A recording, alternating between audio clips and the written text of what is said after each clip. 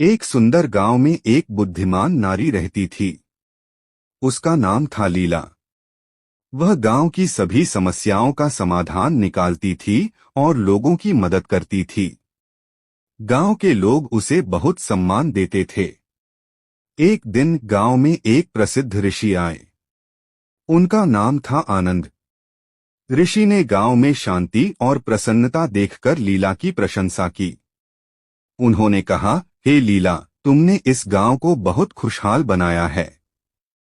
तुम्हारी बुद्धि और करुणा से लोग बहुत लाभान्वित हुए हैं। लीला ने विनम्रता से कहा, महात्मा, यह मेरा कोई विशेष गुण नहीं है। मैंने भी जीवन में बहुत संघर्ष किया है। मैंने देखा है कि दुख और सुख जीवन का हिस्सा है। हमें इन दोनों का सामना करने की शक्ति होनी चाहिए। ऋषि ने कहा, तुम्हारी बात सही है लीला। जीवन में उतार चढ़ाव आते रहते हैं। महत्वपूर्ण यह है कि हम इन परिस्थितियों से कैसे निपटते हैं। हमें धैर्य और शांति बनाए रखनी चाहिए। लीला ने पूछा, महात्मा, आप जीवन में क्या सीखे हैं? ऋषि ने मुस्कुराते हुए कहा, मैंने सीखा है कि क्रोध और लोभ मन को अंधा बना देते हैं। हमें इनसे दूर रहना चाहिए।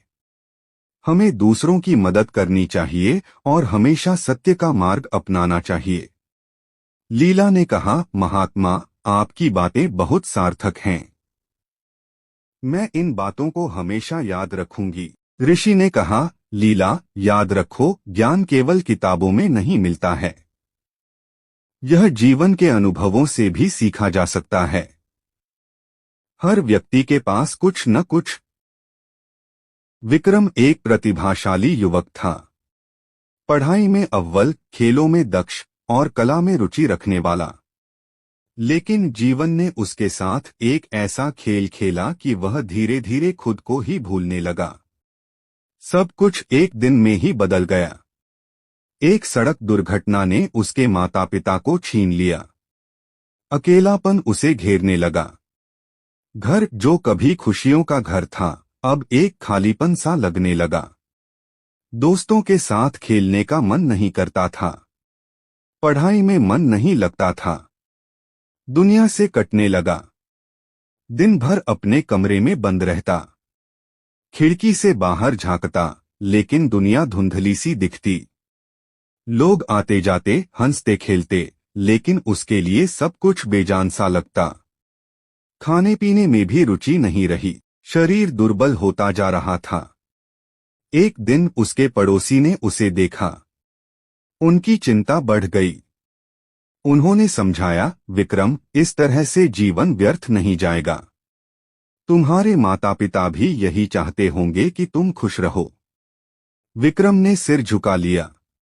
उसे पता था कि वह गलत कर रहा है, लेकिन खुद को संभाल नहीं पा रहा था। पड़ोसी ने उसे एक पुस्तकालय में ले गए। वहां किताबों की दुनिया ने उसे एक नया रास्ता दिखाया। उसने साहित्य पढ़ना शुरू किया। कवियों की रचनाओं ने उसके मन को छुआ। लेखकों के विचारों ने उसे सोचने पर मजबूर किया।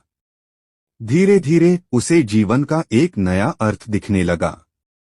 उसने महसूस किया कि वह अकेला नहीं है। दुनिया में भी ऐसे लोग हैं जिन्होंने दुख झेले हैं, लेकिन उन्होंने जीवन से हार नहीं मानी।